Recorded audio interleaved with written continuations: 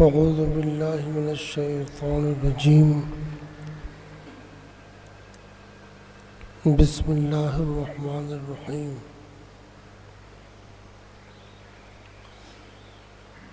يا أيها الذين آمنوا اتقوا الله وكونوا مع الصادقين. صدق الله العظيم. نحن على ذلك لمن الشاهدين والشاكرين والحمد لله رب العالمين. درود شریف. اللهم صل على سيدنا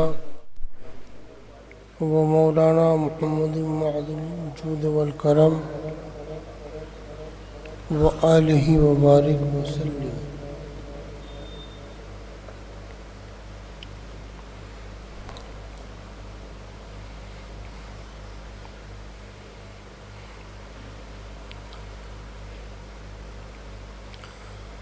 اے ایمان والو،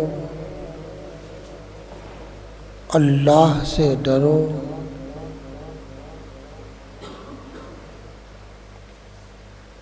اور اللہ کے نیک بندوں کی صحبت کو اپنے اوپر لازم کر لو.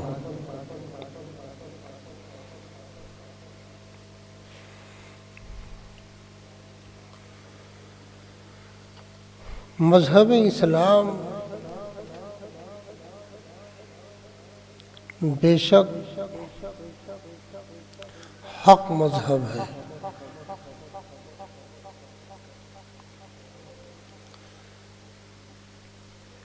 اللہ کے پیارے محبوب صلی اللہ تعالی علیہ وسلم اپنے رب کے پاس سے جو کچھ لائے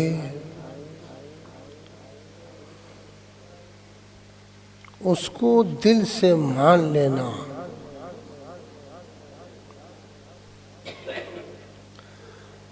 تصدیق کرنا، یہ ایمان ہے. پیارے آقا صلی اللہ تعالی علیہ وسلم کی لائی ہوئی اپنے رب کے پاس سے باتوں میں کچھ بھی شک نہ ہو، کچھ بھی شبہ نہ ہو، وہ یقیناً حق ہے.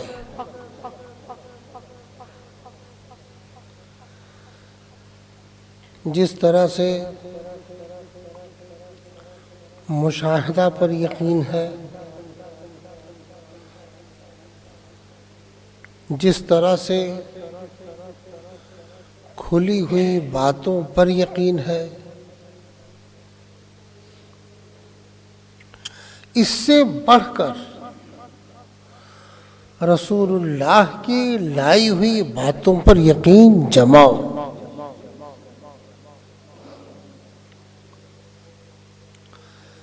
یقین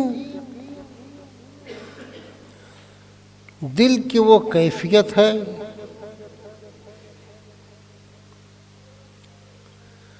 اس کو آپ جتنے ہی بڑھاؤ گے یقین بڑھے گا. یقین بڑھاتے جاؤ. دنیا میں آپ دیکھتے ہو جس سے بھی آدمی کو گہرا لگاؤ ہو جائے، گہری محبت ہو جائے اور اس کے بارے میں صرف سن لے کہ اس کا حادثہ ہو گیا، موت ان پر آ گئی، صرف سن لیا تو وہ بے چین ہو جاتا ہے، تڑپنے لگتا ہے، رونے لگتا ہے.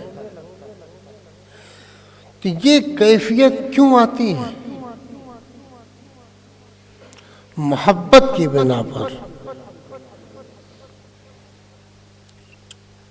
وہ محبت جذبات کے اوپر اس طرح سے چھائی ہوئی ہے کہ آدمی بے قرار و بے چین ہو جاتا ہے۔ تو اس کیفیت کو اپنے دلوں میں اتارو۔ سب سے بڑھ کر تم کو چاہنے والے، تم کو پیار کرنے والے دنیا میں کوئی ہوا اور ہے تو وہ جناب محمد رسول اللہ صلی اللہ تعالی علیہ وسلم ہے۔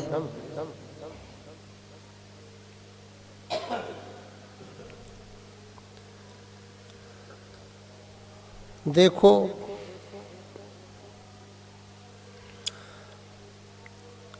غلط رہبری، غلط رہنمائی، غلط رہبر، غلط رہنما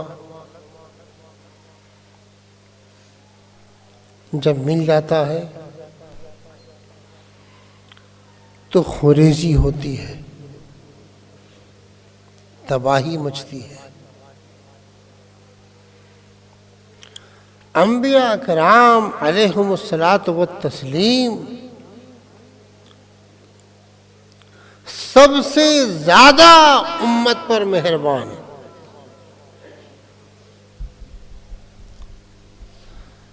سب سے زیادہ پیار کرنے والے،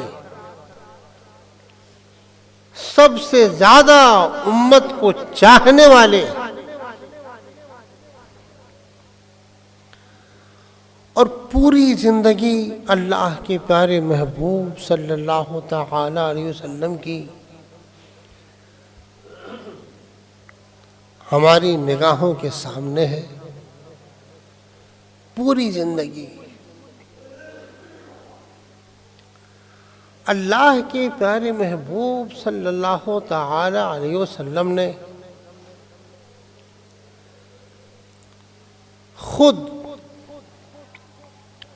اور اپنے اہل بیت کو کیسی تربیت دی۔ ارشاد فرمایا آخرت ہے، یقیناً ہے۔ پیارے آقا صلی اللہ تعالی علیہ وسلم سیدہ فاطمہ کے گھر تشریف لا رہے تھے۔ دروازے پر ایک پردہ دیکھا جس پہ بیل بوٹے تھے، نقش و نگار تھے۔ کسی نے حضرت علی کو نظر کیا تھا، انہوں نے وہ پردہ لٹکا دیا تھا۔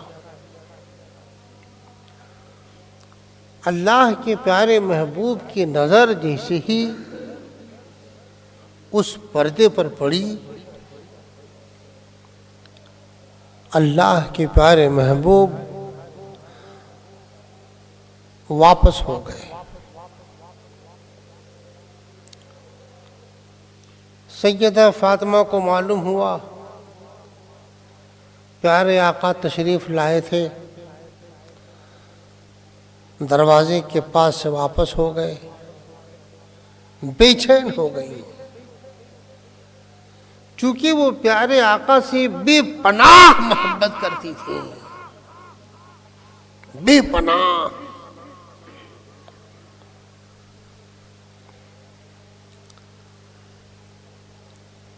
بالکل تڑپ گئیں۔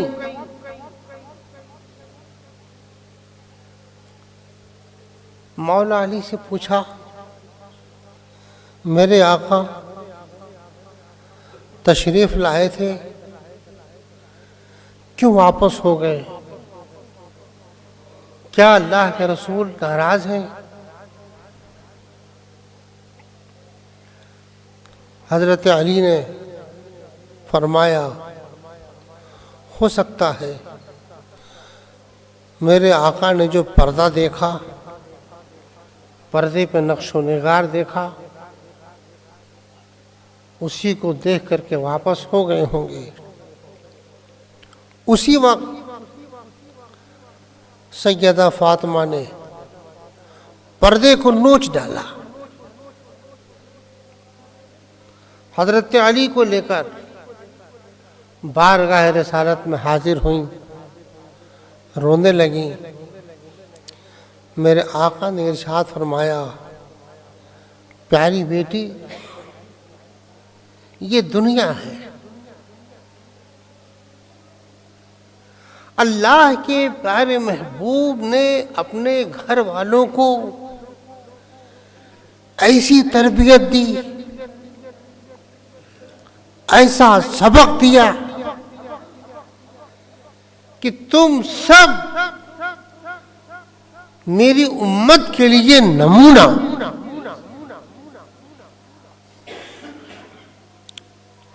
گھر میں فاقہ چل رہا ہے، کچھ نہیں ہے،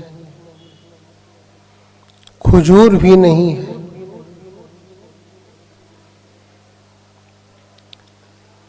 حضرت علی نے سیدہ فاطمہ سے فرمایا، غنیمت کا بہت سارا مال آیا ہوا ہے، چلو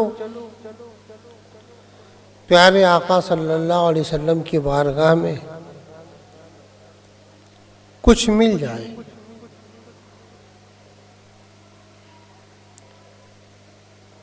سیدہ فاطمہ اور مولا علی دونوں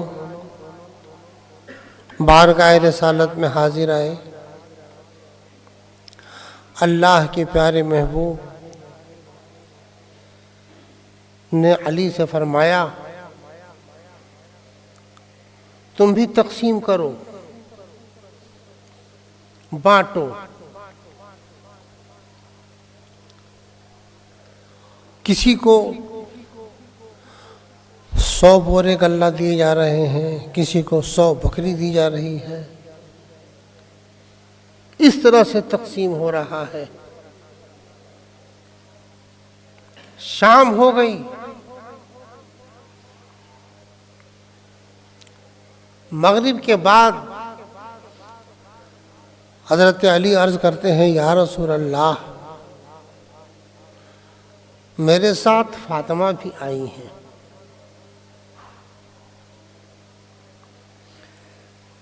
اتنی جرأت نہ ہوئی کہ کچھ عرض کریں کہ ہمیں بھی مل جائے۔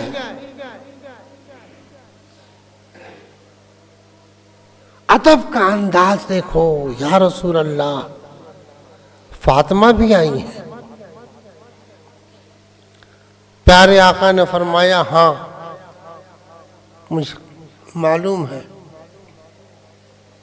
تم کچھ تھوڑا سا جو لے لو۔ تاریخ میں 2 سہی آتا ہے، اور وہ 2 سہی 2 کلو ہوتا ہے کہ کتنا ہوتا ہے نہیں معلوم، مگر تھوڑا ہوتا ہے، تھوڑا سا جو لے لو۔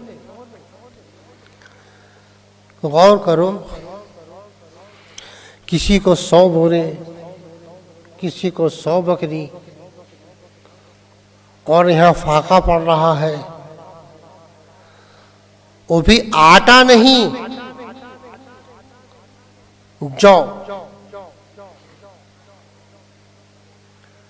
جو لے لو۔ حضرت علی سیدہ فاطمہ کو لے کر وہ تھوڑا سا جو لے کر واپس ہوئے، پیسا گیا۔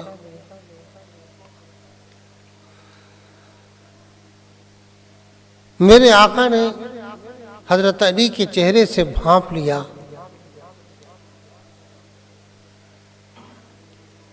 کہ ان کے چہرے پر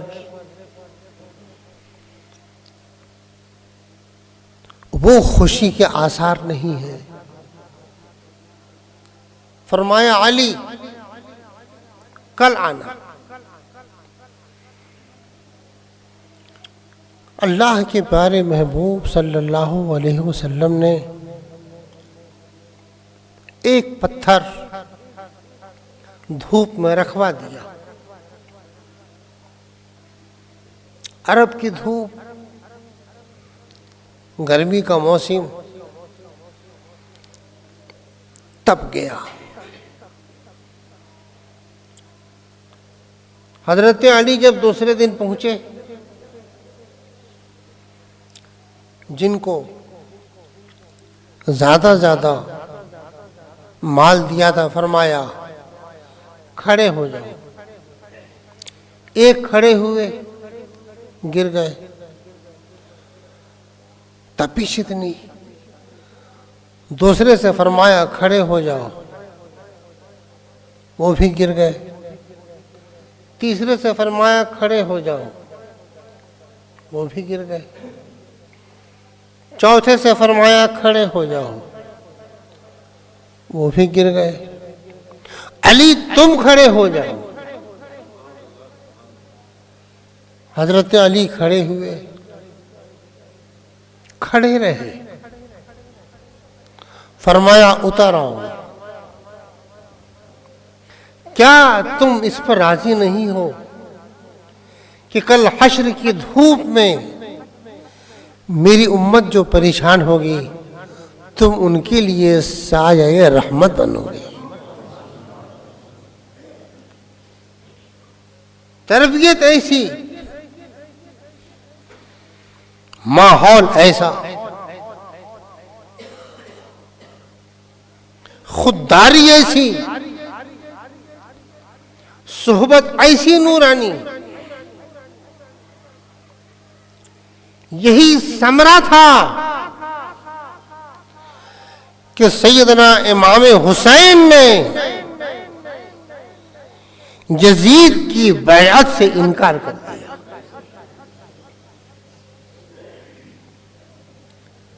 نفس آدمی کو دنیا میں پھنسا دیتا ہے، دنیا میں الجھا دیتا ہے، دنیا میں ڈبا دیتا ہے، اور احساس نہیں ہوتا، احساس نہیں ہوتا۔ کب احساس ہوگا؟ جب موت طاری ہوگی، جب آخرت کا کام یقین ہے، تو تم یہاں تھوڑی سی بات سنتے ہو بے چین ہو جاتے ہو، اپنے عزیزوں کی موت کی خبر سنتے ہو تڑپ جاتے ہو، بیٹے کا چھت سے گرنا سنتے ہو بے چین ہو جاتے ہو، رونے لگتے ہو، اور آخرت کی بات سنتے ہو اور کیفیت طاری نہیں ہوتی۔ کیوں نہیں طاری ہوتی؟ اس لیے کہ تمہارا دل دنیا کی خواہشات سے بھر گیا ہے۔ دل کو پاک کرو، دل کو صاف کرو، دل میں اچھائی لاؤ، دل کو اللہ کے نیک بندوں کے قریب کر دو۔ اتقوا اللہ، خدا کا خوف دل میں جماؤ۔ وَكُونُوا مَعَ الصَّادِقِينَ، اور اللہ کے نیک بندوں کی صحبت اختیار کرو۔ اپنے گناہوں پر نادم ہو۔ آدم علیہ السلام، شروع میں چلو، ہم تو یہاں بتانے آئے تھے کہ آپ مذہب اسلام کی حقانیت کو سمجھو، وہی مذہب ہے جو حق ہے، اور یہ اس وقت سے ہے جس وقت سے انسان کا وجود ہے۔ عالم پہ غور کرو، زمین ہے، زمین کا ایک مقام ہے، پانی ہے، پانی کا ایک مقام ہے، ہوا ہے، ہوا کا ایک مقام ہے، آگ ہے، آگ کا ایک مقام ہے، چاند ہے، اس کا ایک مقام ہے، تارے ہیں، ان کا ایک مقام ہے، آسمان ہے، اس کا ایک مقام ہے، سورج ہے، اس کا ایک مقام ہے۔ یہ بالکل منظم طریقے سے ہے، بے ترتیب نہیں۔ اس لیے تم تالاب میں پانی، تالاب کے پانی، تالاب میں اگر مٹی کا ڈھیلا مارو تو وہ تیرے گا نہیں، وہ دھیرے دھیرے اپنے مقام پر پہنچ جائے گا۔ لیکن گیند میں ہوا بھر کر تم تالاب میں ڈالو تو وہ نیچے نہیں ڈوبے گا، پانی کے اوپر رہے گا۔ یہ ایک منظم ترتیب پوری دنیا کی، جب یہ ترتیب منظم ہے تو یقیناً اس کا پیدا فرمانے والا کوئی ہوگا۔ کوئی بھی چیز جب ترتیب سے ہو، منظم ہو، تو اس کا پیدا فرمانے والا علیم ہوگا، حکیم ہوگا، قدیر ہوگا۔ اللہ کے پیارے محبوب نے دلائل دے کر کے کفار مکہ کو سمجھایا کہ تم جن بتوں کی پوجا کر رہے ہو یہ عبادت کے لائق نہیں ہے۔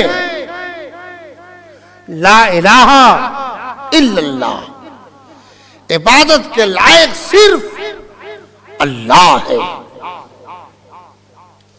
اس کی بارگاہ میں جھکو، اس کی بارگاہ میں جبین نیاز کو خم کرو، اوروں کو عبادت کے لائق مت سمجھو۔ مشرکین عرب اوروں کو عبادت کے لائق سمجھتے تھے۔ اللہ کے پیارے محبوب صلی اللہ تعالی علیہ وسلم کی تعلیمات کو صحابہ نے اپنے دلوں میں بٹھایا۔ تو میں عرض کر رہا تھا کہ ابلیس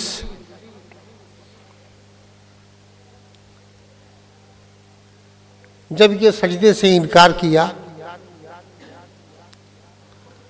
ارشاد الہی ہوا اخرج، میری بارگاہ سے نکل جا۔ آدم علیہ السلام کو دیکھو، حکم تھا لا تقربا ھذہ شجرہ، اس درخت کے قریب تم دونوں نہ جاؤ۔ شیطان نے ان کو ذلت میں ڈال دیا۔ ذلت کسے کہتے ہیں؟ ذلت انبیاء کرام سے ہوئی ہے۔ ذلت کا معنی ہے جو کام ان کے منصب کے لائق ہے وہ نہ کر کے اس کام کو انجام دینا جو ان کے منصب کے لائق نہیں ہے، یہ ذلت ہے۔ وہ گناہ نہیں ہے، اور اس میں بے شمار حکمتیں ہیں۔ حضرت آدم کا دنیا میں آنا حکمت ہے۔ اللہ نے اپنے محبوب کو دنیا میں بھیجا، حکمت ہے۔ اب حضرت آدم علیہ السلام سے ذلت ہوئی، شیطان نے ذلت میں ڈال دیا، لیکن انداز دیکھو، رب نے ارشاد فرمایا الم انہکما،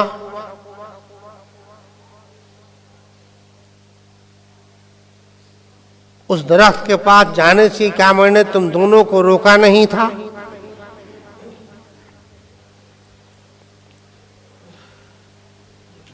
روکا نہیں تھا؟ آدم علیہ السلام کیا عرض کرتے ہیں؟ ربنا ظلمنا، اے میرے رب ہم نے اپنی جان پر ظلم کیا، بات نہیں بنائی، اس جرم کو اپنی طرف منسوب کیا، اس خطا کو اپنی طرف منسوب کیا کہ مولا ہم نے اپنے جان پر ظلم کیا۔ اور شیطان کو دیکھو، بما اغویتنی، میرے رب تو نے مجھے کیوں گمراہ کیا؟ یہ اپنی طرف نہیں منسوب کیا، رب کی طرف ڈال دیا۔ دیکھو جو بھی جرم ہو، جو بھی خطا ہو، جو کچھ ہو،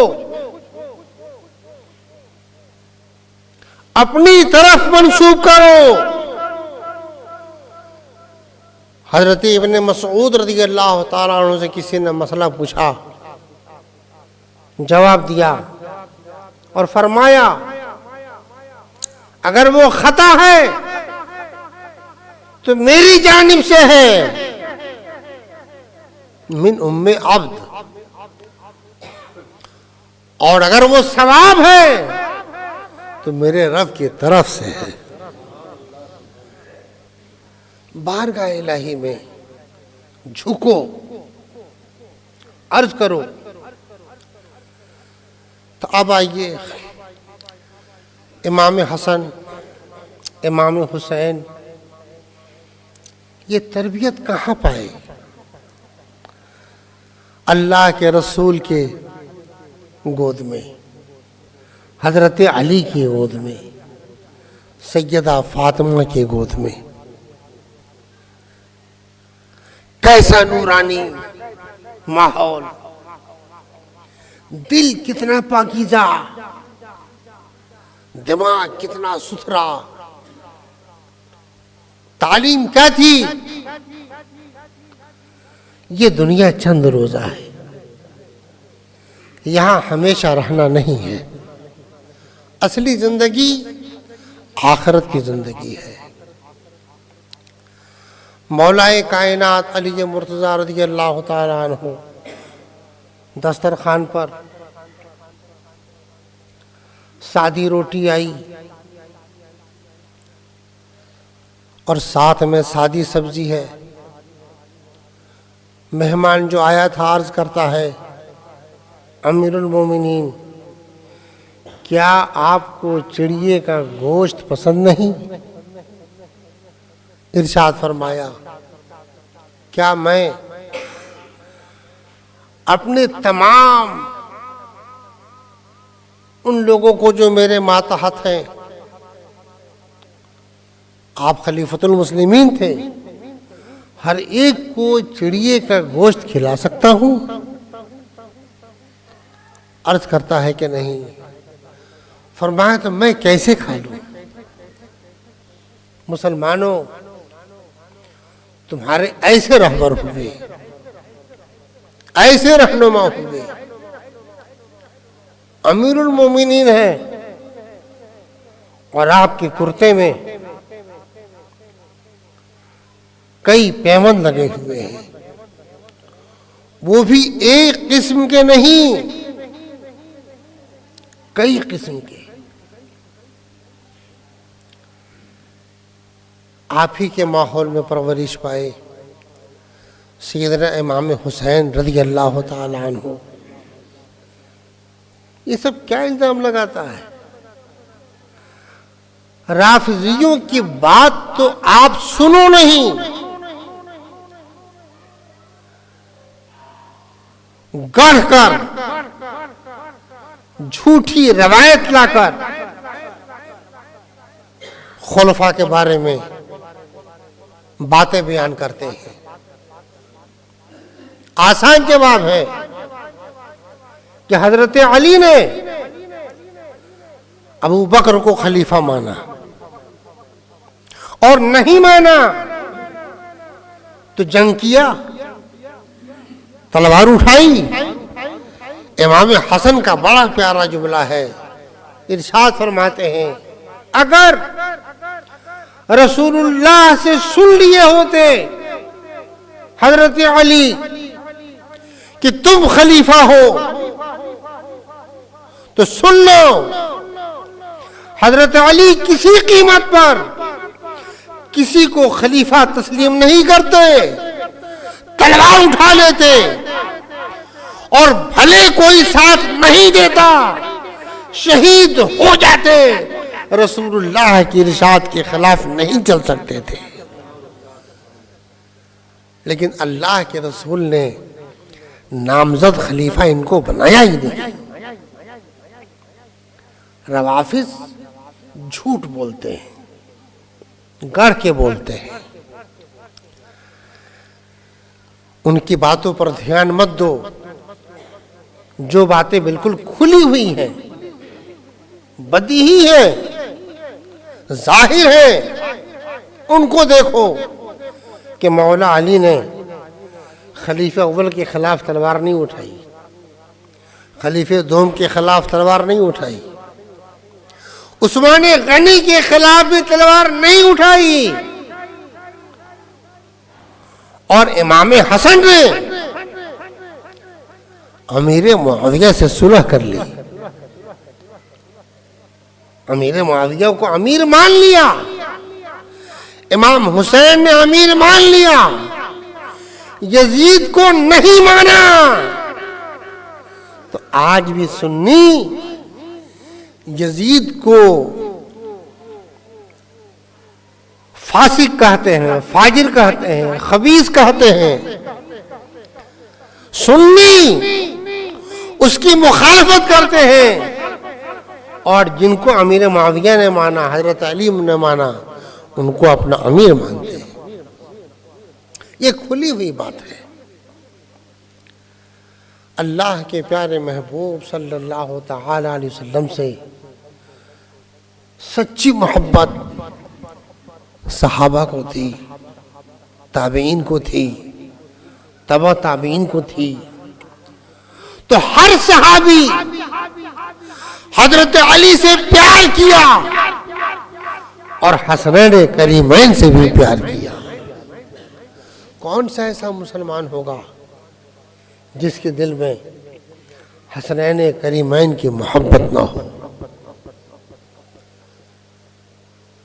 غدیر خون کے موقع پر یمن میں حضرت مولا کائنات گئے، ایک اور صحابی ہیں جن کا نام یاد نہیں آ رہا ہے، ان میں اور حضرت علی میں کچھ تھوڑی سی رنجش ہو گئی۔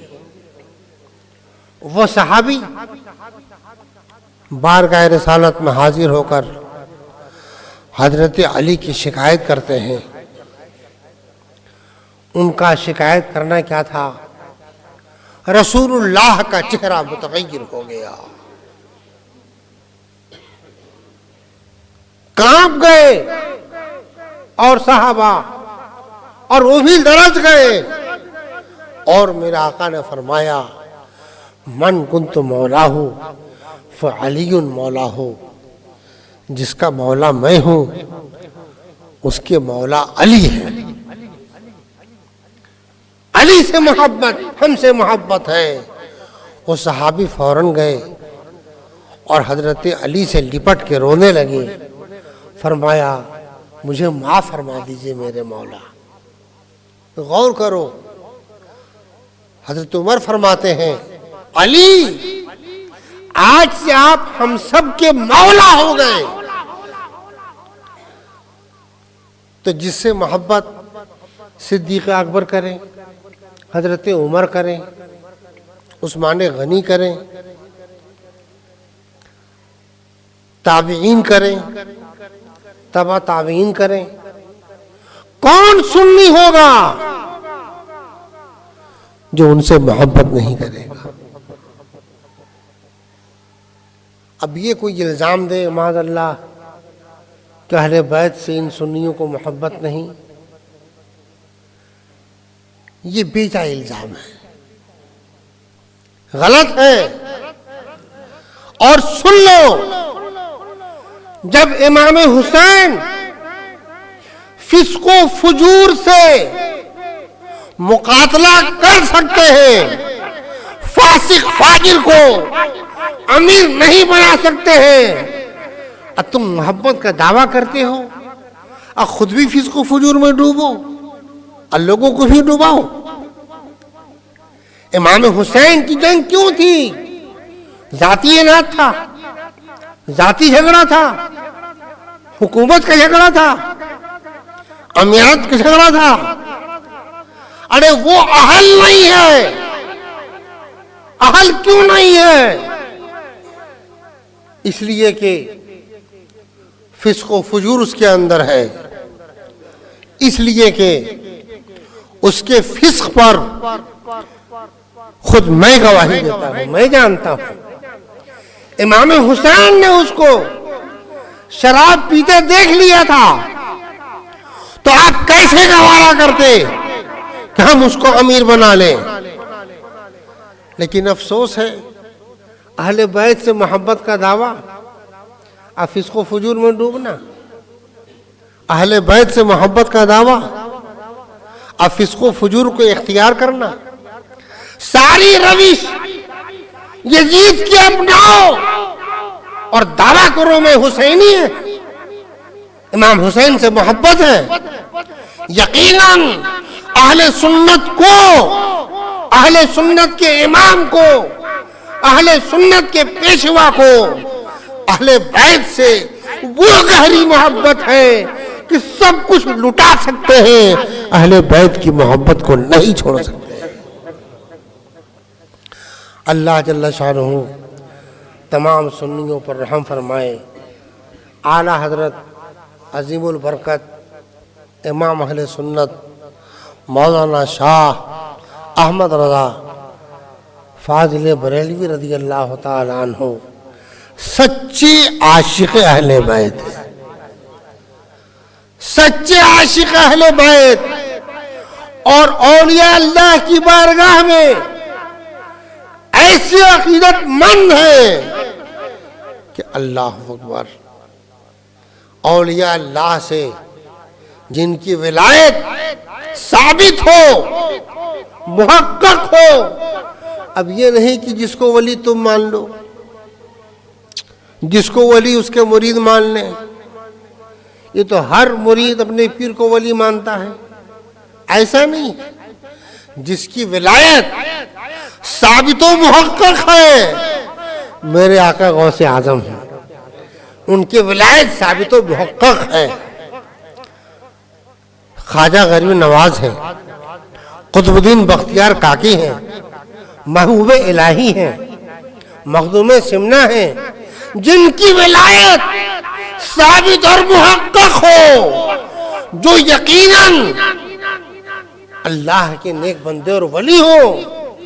ان کی بارگاہ میں تو آپ کا جملہ یہ ہے کہ میں ان کا خاک پا ہوں. امام محمد رضا فرماتے ہیں کہ میں ان کے پیروں کی دھول ہوں. یہ کیا محبت نہیں ہے؟ یہ محبت ہے. اور خود بھی چل کر, عمل سے, لکھ کر پوری امت مسلمہ کو بتا دیا کہ تم کو کس طور سے محبت کرنی ہے. اس لیے اہل سنت ان کا نام لیتے ہیں کہ انہوں نے احسان فرمایا، ہم کو آگاہ کیا، ہمیں صحیح راستہ دکھایا۔ خود سے نہیں فرماتے، وہی فرماتے ہیں جو اکابرین نے لکھا ہے، اس لیے اپنی ہر بات کے لیے سند پیش کرتے ہیں۔ یہ بات فلاں کتاب میں ہے، یہ بات فلاں کتاب میں ہے، یہ بات فلاں کتاب میں ہے، یہ مسئلہ فلاں کتاب میں ہے۔ اپنے عقلوں پر اعتماد کرتے ہیں اور ایک جگہ فرماتے ہیں کہ دیکھو ہم پر واجب ہے جو کچھ ائمہ دین نے لکھا اس کی اتباع کریں، چاہے میری عقل میں آئے چاہے میری عقل میں نہ آئے۔ ہماری عقل کیا عقل ہے یار، ہماری سمجھ کیا سمجھ ہے؟ اکابرین جو اللہ کے نور سے منور ہے، اللہ کے پیارے محبوب کی محبت میں اپنے آپ کو فنا کیے ہوئے ہیں، وہ جو کچھ ارشاد فرماتے ہیں ہم ان کی اتباع کرتے ہیں۔ اللہ جل شانہ مسلمانوں پر رحم فرمائے۔ ہم تو کچھ اور بیان کرنا چاہ رہے تھے کہ مسلمانوں، آپ لوگ رہبر کے انتخاب میں غلطی مت کرو۔ 1947 کا حال آپ میں جو بوڑھے ہوں گے انہیں شاید معلوم ہو، لیکن بہتیروں کو نہیں معلوم ہے کیا مسلمانوں کی حالت ہوئی۔ ہم نے تو اپنے بڑوں سے سنا کہ مت پوچھئے غلط رہبری سے کیا ہوا، کیسا نقصان ہوا، کتنے قتل عام ہوئے، کتنی عزتیں لوٹی گئیں، کس طرح سے لوگ بے آبرو ہوئے، مسجدیں کس طرح سے مطلب ویران ہو گئیں۔ یہ ہم اس لیے سنا رہے ہیں کہ جب آدمی کسی کو غلط رہبر بنا لیتا ہے تو انجام اس کا برا ہوگا۔ آپ کے لیے اللہ نے اپنے محبوب کو بھیجا، محبوب نے قرآن دیا ہے، محبوب نے اپنا ارشاد دیا ہے، محبوب نے اپنے وارث علماء کو فرمایا ہے، تو وہ علماء دنیا نہیں، علماء دنیا ہی نے تو قوم کو ڈبایا، قوم پر تباہی لائی۔ وہ علماء جو اللہ سے ڈرنے والے ہیں، جو دنیا دار نہیں ہے، جو دنیا کے پیچھے نہیں دوڑتے ہیں، آپ ان کی اتباع کرو، آپ ان کے پاس جاؤ، ان سے آپ مسئلے کو پوچھو تاکہ آپ کے لیے دنیا اور آخرت میں بہتری ہو۔